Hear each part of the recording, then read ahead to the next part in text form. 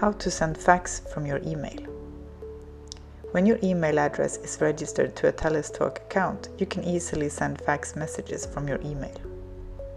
Enter the recipient's fax number and add @efax.nu. You can also send to multiple recipients.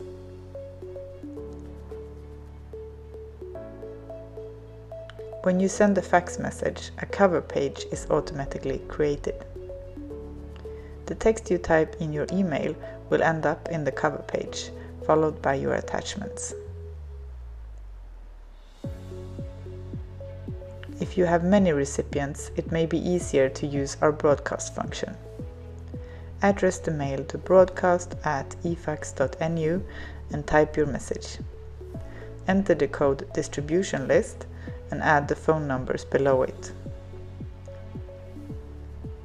It is easier to follow up on a message if you add your recipient's name next to the number by adding a semicolon.